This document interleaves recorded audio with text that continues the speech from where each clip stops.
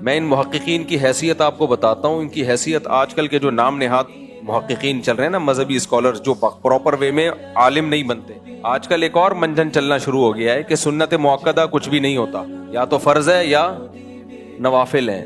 فرض پڑھنا ضروری ہے, باقی سب فمن تطوع خیرا فہو خیر لہ. قرآن کی آیت پڑھی جاتی ہے کہ جو اضافی جو بھی کچھ کرے گا وہ اس کے لیے بہتر ہے, یعنی نہ کرے تو ٹھیک ہے, کر لے تو اچھی بات ہے. اس کی بنیاد بنا کے کتنے لوگوں نے فجر کی سنتیں بھی چھوڑ دیں, ظہر کی سنتیں بھی چھوڑ دیں, مغرب عشاء کی سنتیں بھی چھوڑ دیں.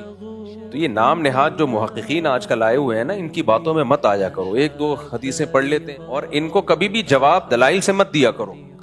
ان کو ہمیشہ جواب دیا کرو الزامی.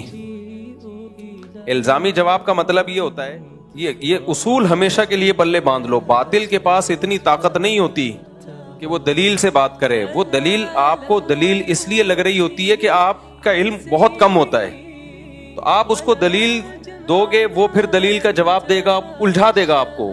اب عالم کو تو پتہ چل جائے گا یہاں گڑبڑ کر رہا ہے, یہ عامی آدمی کے لیے مشکل ہوتی ہے. ہمیشہ جب بھی کسی اہل باطل سے آپ کا مقابلہ ہونا, الزامی جواب دیا کرو. الزامی. الزامی کا مطلب کیا ہوتا ہے؟ الزامی کا مطلب یہ ہوتا ہے کہ اگر آپ کا یہ اصول ٹھیک مان لیتے ہیں ہم, تو پھر آپ خود اس اصول کو کئی جگہ پہ کیوں توڑ رہے ہو؟ آپ بھی تو اس اصول کو خود کئی جگہ پہ توڑتے ہو. تو یہ لوگ جو کہتے ہیں نا سنت موقع, لوگ ویسے ہی نماز نہیں پڑھ رہے آج کل. پڑھتے ہیں تو اتنی لنگڑی لولی نمازیں کہ سنت موقع ہی ختم کر دیں. جو بھی آپ سے کہا کرے نا سنت موقع نہیں ہوتی, تو اس سے کہیں کہ اچھا ٹھیک ہے, پھر ہم پھر نماز ایسے شروع کریں گے, بلکہ ہم وضو سے شروع کرتے ہیں. وضو میں صرف 4 فرض ہیں. کلی کرنے کی بھی ضرورت نہیں ہے, ناک میں پانی ڈالنے کی بھی ضرورت نہیں ہے, نفل ہے, جو ڈال لے ٹھیک ہے, نہیں ڈالے ساری زندگی نہ ناک میں پانی ڈالے. اور 1 دفعہ چہرہ دھونا فرض ہے, 3 دفعہ فرض نہیں ہے. ایک ہی دفعہ دھوئے, کیا ضرورت ہے 3 دفعہ دھونے کی؟ آپ کہہ سکتے ہیں کہ دھو لے تو ثواب ہی ملے گا نا, اس لیے ہم ترغیب دیتے ہیں کہ دھو لے. بھائی آپ وہاں یہ بھی تو کہو نا کہ ایک چیز فرض نہیں ہے تو لوگ اس کو لازم کیوں سمجھ رہے ہیں؟ کوئی دھوئے. کچھ لوگ ایسے بھی ہوں جو نہ دھوئیں, کچھ لوگ ایسے ہوں جو سنت موقدہ کے ساتھ نماز پڑھیں, کچھ ایسے ہوں جو بغیر سنت موقدہ کے ساری زندگی پڑھتے رہیں. جو چیز لازم نہیں ہے اس کی تاکید کیوں کر رہے ہو آپ؟ تو ایسا ہونا چاہیے کہ 1 دفعہ چہرہ دھوئیں اور 1 دفعہ بازو دھوئیں, بس اتنا کہ ہاتھ گیلے ہو جائیں. 3 دفعہ کے تکلف کی ضرورت نہیں ہے. اور پھر جب نماز پڑھیں تو سورہ فاتحہ سے ڈائریکٹ شروع کر دیں, اعوذ باللہ بسم اللہ پڑھنے کی, ثنا پڑھنے کی ضرورت نہیں ہے. پھر جب رکوع میں جائیں تو بہت سے فقہا کے نزدیک رکوع کی تسبیحات لازمی نہیں ہے, سنت ہے, سنت موقدہ ہے, تو اس کی بھی ضرورت نہیں ہے. ٹھک سے رکوع کیا اور ایسے کر کے ٹھک سے کھڑے ہو گئے. کیا خیال ہے بھائی؟ کوئی ضروری تھوڑی ہے.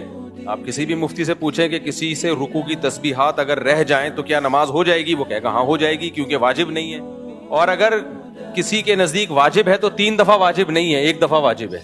3 دفعہ بالکل نہ پڑھیں, 1 دفعہ پڑھ لیں, اور ہمیشہ یہی معمول بنائیں.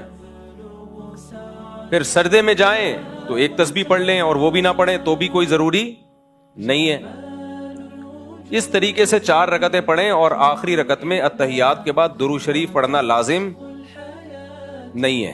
کسی کے نزدیک بھی واجب نہیں ہے, سنت ہے, تو وہ بھی نہ پڑھیں. ہمیشہ اتحیات کے بعد سلام کر لیں.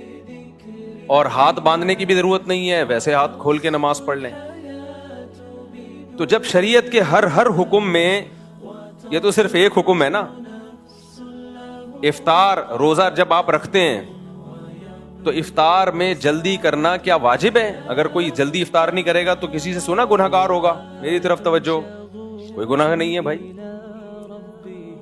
بہتر ہے جلدی کر لیں افطار, تو نہ کریں, 1 گھنٹے بعد افطار کر لیا کریں. تو یہ پورا دین جو ہے نا ہمارا, یہ ڈھانچہ رہ جائے گا, کھوکھلا ہو جائے گا بالکل. فقہائے کرام نے دین کو بہت اچھی طرح سمجھا ہے, بہت ڈیپ میں گئے ہیں. انہوں نے کہا کہ بھائی there are 2 types of سنت. سنت کی کتنی قسمیں ہیں؟ 2.